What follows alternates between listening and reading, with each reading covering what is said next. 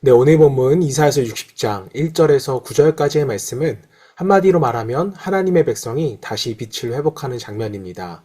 자, 하나님께서 무너진 백성을 다시 세우시고 어두운 세상 가운데 빛으로 사용하시겠다는 약속의 말씀입니다. 자, 하나님께서 주신 회복과 소망을 우리가 묵상하면서 함께 말씀을 읽어보도록 하겠습니다. 일어나라 빛을 발하라. 이는 내 빛이 이르렀고 여호와의 영광이 내 위에 임하였음이니라. 보라, 어둠이 땅을 덮을 것이며 캄캄함이 만민을 가리려니와 오직 여호와께서 내 위에 임하실 것이며 그의 영광이 내 위에 나타나리니 나라들은 내 빛으로 왕들은 비치는 내 광명으로 나아오리라. 내 눈을 들어 사방을 보라. 무리가 다 모여 내게로 오느니라. 내 아들들은 먼 곳에서 오겠고 내 딸들은 안개 올 것이라. 그때 내가 보고 기쁜 빛을 내며 내 마음이 놀라고 또 화창하리니 이는 바다의 부가 내게로 돌아오며 이방 나라들의 재물이 내게로 옴이라.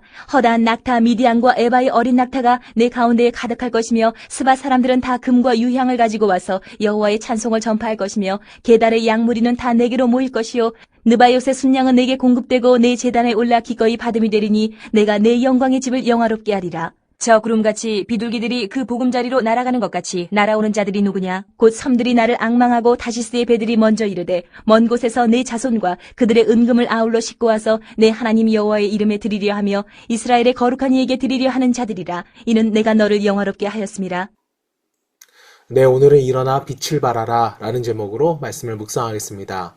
자, 본문 2절은요, 이렇게 말씀합니다. 보라, 어둠이 땅을 덮을 것이며 캄캄함이 만민을 가리려니와. 자, 하나님은 어둠 가운데 있는 백성들에게 세상이 밝아질 것이라고 막연하게 위로하지 않으셨습니다. 자, 오히려 하나님은요, 분명하게 말씀하셨어요. 세상은 어둡다는 것입니다. 죄가 가득하고 혼란과 불안이 가득하고 사람들의 마음에는 두려움과 공허함이 있습니다. 자, 기술은 분명히 발전했지만 마음이 더 외로워졌고요. 풍요로워졌지만 삶의 의미를 잃어버린 시대가 바로 오늘날의 시대입니다. 자, 이스라엘 역시 같은 상황이었습니다. 나라가 무너졌고 성전은 파괴되었으며 백성들은 포로로 끌려가 있었습니다. 자, 한마디로 희망이 보이지 않는 시대였다는 것입니다. 자, 그런데 하나님은요, 놀라운 명령을 하신 것입니다. 일어나라, 빛을 발하라. 자, 이 말씀은 환경이 밝아졌기 때문이 아닙니다. 또 상황이 해결되어졌기 때문도 아니었어요. 빛의 이유는 환경이 아니라 하나님이 빛을 발할 수 있기 때문이었습니다. 자, 1절 말씀은 이렇게 이어졌습니다. 이는 내 빛이 이르렀고 여호와의 영광이 내 위에 임하였음이니라. 자, 여기서 중요한 사실이 있습니다. 성경은 너희가 빛을 만들어라 라고 하지 않았습니다. 빛이 이미 임했다 라고 우리에게 말합니다. 즉, 우리의 인생이 빛나는 이유는 능력이 있어서도 아니고 조건이 좋아서도 아닙니다. 하나님의 영광이 우리 가운데 임하였기 때문입니다. 자, 여러분, 달은 스스로 빛을 내지 못합니다. 자, 그러나 태양빛을 받을 때 밤하늘을 밝히게 됩니다. 자, 성도도 저는 마찬가지라고 생각합니다. 우리가 빛나는 이유는 우리가 대단해서가 아니라 하나님의 임재가 우리 위에 머물기 때문입니다. 자, 신앙생활 핵심은요, 노력 이전에 하나님의 임재에 있습니다. 열심 이전에 하나님의 영광인 것입니다. 자, 하나님이 함께 하시면 평범한 인생도요, 빛나기 시작합니다.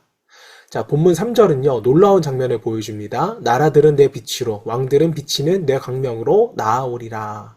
자, 빛이 임하면 변화는 개인에서 끝나지 않습니다. 주변이 움직이기를 시작해요. 사람들은 빛을 향해 모여들게 됩니다. 자, 우리가 알고 있는 초대교회도 그러했습니다. 권력도 없고 건물도 없었지만 하나님의 임재가 있었기 때문에 많은 사람들이 몰려왔습니다. 자, 저는 오늘날의 교회의 사명도 동일하다고 믿습니다. 사람을 억지로 끌고 온 것이 아니라 우리의 빛을 회복하는 것입니다. 가정이 빛나면요, 자녀가 돌아오고, 교회가 빛나면 영혼이 찾아오고, 성도의 삶이 빛나면 세상이 다시금 하나님을 보게 됩니다. 자, 그래서 전도의 시작은요, 프로그램이 아니라 빛의 회복인 것입니다. 자, 6절에서 9절까지 말씀을 보면 열방이 재물을 가지고 나오고 먼 나라 사람들이 하나님께로 돌아오는 장면이 나옵니다.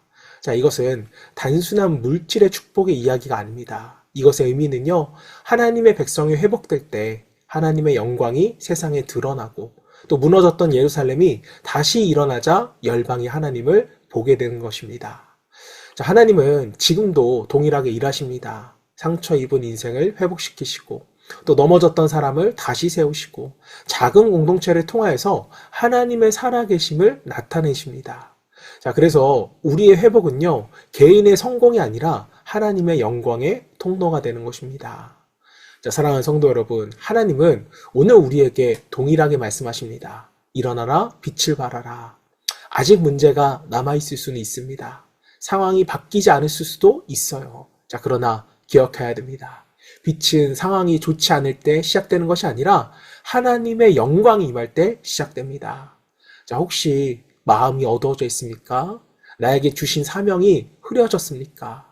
신앙의 열정이 식어 있지는 않으십니까? 오늘 하나님께서 다시 우리에게 말씀하셨습니다. 주저앉아 있지 말아라. 과거에 머물러 있지 말아라. 다시 일어나 빛을 발하라. 자, 왜냐하면 여호와의 영광이 이미 우리 위에 임하였기 때문입니다. 자, 빛 대신 예수 그리스도께서 우리 가운데 오셨고 그 빛은 결코 사라지지 않습니다. 자, 이제 우리는 어둠을 바라보는 사람이 아니라 빛을 비추는 사람으로 살아가야 합니다.